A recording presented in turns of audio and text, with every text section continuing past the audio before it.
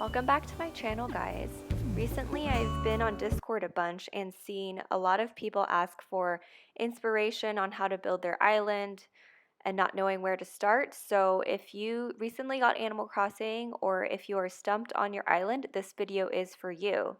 Some background, I have two 5-star islands, both of which I have built very differently. The first one, I did not know what I was doing.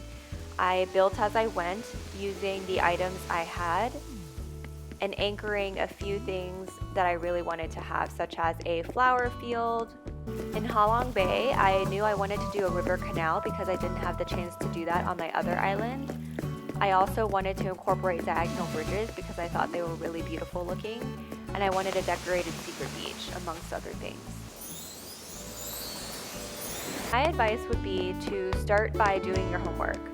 And what I mean by that is just digesting inspiration from as many mediums as possible, whether it be YouTube island tours or Instagram, Pinterest, Reddit. There's so much inspiration out there that will give you a sense of what people have done with their islands and what is possible. That way you can maybe decide on a theme or decide what areas you definitely want to have on your island.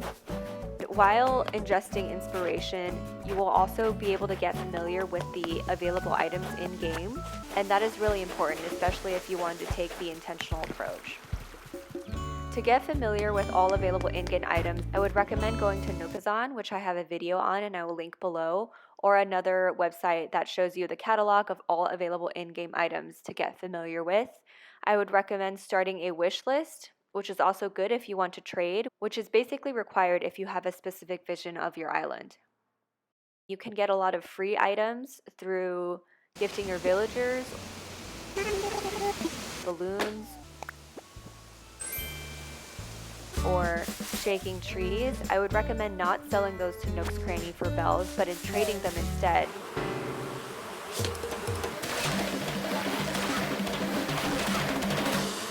My second island, I didn't feel I had restrictions to go off of the items I liked or the items I obtained because I had built a robust catalog from playing over 1,000 hours on my first island, not item. Next, I would recommend just starting to put things down. I'm a super visual person, so oftentimes I draw a blank unless I start putting things down or I see pictures or videos of inspiration, which is why it's so important to do your homework. In terms of asking for advice on Discord or other channels, it's very hard for a stranger to give you advice on what to build on an area of your island without having context of what's nearby or what your theme or aesthetic is. So I think the more specific a question you can ask, the better advice you will receive. For example, it's more useful to ask, hey, which flooring do you prefer? Or what fencing should I use here? As opposed to just posting a blank area of your island asking for ideas. Something I also wish I knew on my first island is to leave an area for seasonal build. When I started my first island, it was summertime, and by the time Halloween rolled around, I barely had space for a pumpkin patch or any Halloween themed area. I'll insert the video below.